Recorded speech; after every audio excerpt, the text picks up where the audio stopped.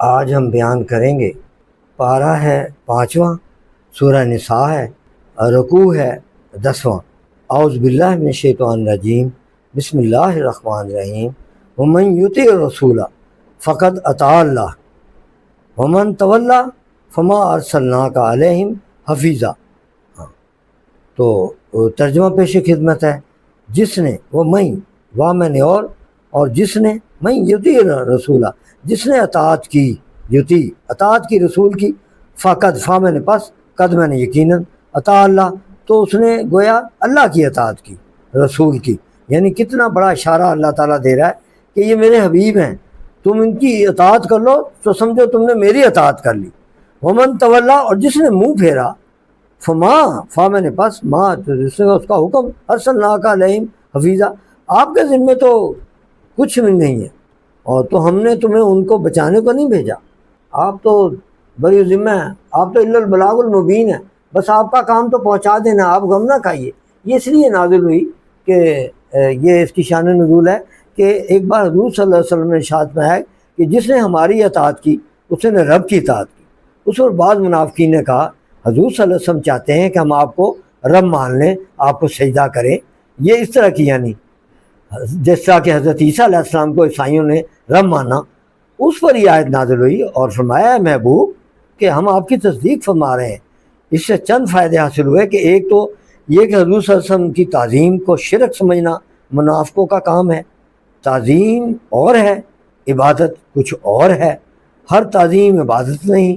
دوسرے کہ حضور صلی اللہ علیہ وسلم نے صاف منع فرمایا سجدہ اللہ کو، آپ نے وحدانیت کی تعلیم دی تمام اپنی حیات میں، اور بارگاہ الہی میں تقرب خاص حاصل ہے کہ جو بندہ غلام مصطفیٰ ہے وہی حقیقتاً عبداللہ ہے۔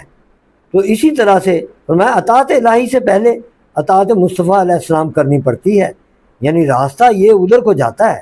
ہاں، جس نے اس راستے پہ جو چلا وہ منزل کو پہنچ جائے گا۔ تو آقا صلی اللہ علیہ وسلم نے ہی بتایا کہ اللہ ایسا ہے، کسی انسان نے نہیں۔ اللہ کو دیکھا، اللہ کی جنت دیکھی، اللہ کی دوزخ دیکھی، اللہ کے فرشتے دیکھے، اللہ کی تمام کائنات شب معراج میں دیکھ کے واحد وہ نبی ہیں جو انہیں یہ شرف حاصل ہے کہ جنہوں نے دیکھ کر آ کے دین کی تبلیغ کی۔ پوری دنیا میں، پوری کائنات میں کسی نبی کو یہ فخر حاصل نہیں ہے کہ کسی نے اللہ کو جا کے دیکھا ہو یا اللہ کے سارے کام مشاہدہ کر کے اور نیچے پہنچائے ہوں عوام تک، لوگوں تک۔ نہیں، یہ اللہ کے رسول امام الانبیاء ہی ہیں کہ جنہوں نے محمد مصطفیٰ ہی ہیں صلی اللہ علیہ وسلم کے جنہوں نے دیکھ کر تبلیغ کی۔ ہاں، حضور صلی اللہ علیہ وسلم کی اطاعت کو پہلے بیان فرمایا اسی لیے اللہ نے، اور شرط بیان فرمایا، اور اطاعت الہی کو جزا بنا کر بعد میں ارشاد فرمایا۔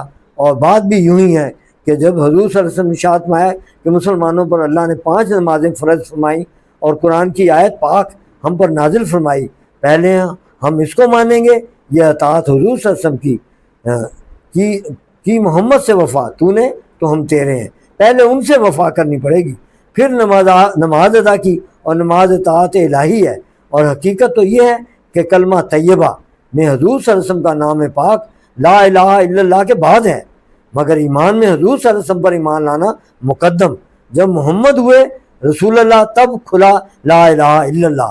حضور علیہ السلام کو بغیر مانے اللہ کو مان لیا محد ہی نہیں نہ ہو، جیسا کہ سکھ عیسائی یا آریہ، ہاں وہ جس کو ملے ایمان ملا، ایمان تو کیا رحمان ملا۔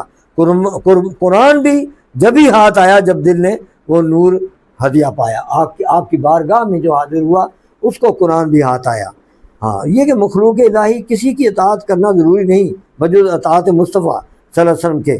اگر ماں باپ، عالم، شیخ وغیرہ کی اطاعت کی جاتی ہے تو محض اس لیے کہ حضور صلی اللہ علیہ وسلم نے ان کی فرمانبرداری کا اور قرآن مجید میں اس بارے میں حکم دیا گیا ہے۔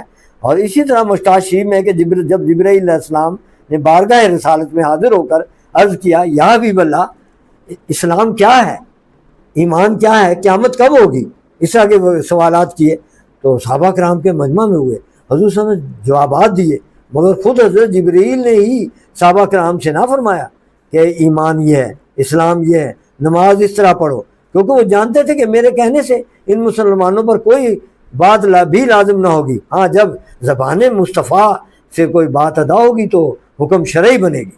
اس سے یہ بھی معلوم ہوا کہ نبی فقط پیغام پہنچانے والے ہوتے ہیں نبی جو ہوتے ہیں، ہاں بلکہ اس کو امپلیمنٹیشن بھی اس کی نبی علیہ السلام کے ذریعے اللہ کرواتا ہے۔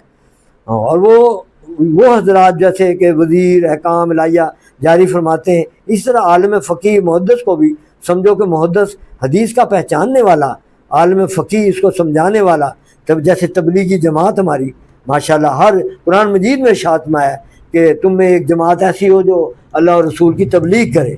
فرمایا اطیعوا اللہ و اطیعوا الرسول وَأُولِي الْأَمْرِ مِنْكُمْ، ہاں یہاں تک کہ 3 ذاتوں کا ذکر ہوا کہ اطاعت کرو اللہ کی، اور اطاعت کرو رسول کی، اور امر والوں کی۔ امر وہ جو اللہ کا سارا کام چلاتے ہیں، جو اللہ تعالیٰ کے احکامات کے مطابق دنیا کا نظام چلا رہے ہیں، ان کو، دنیا داروں کو نہیں۔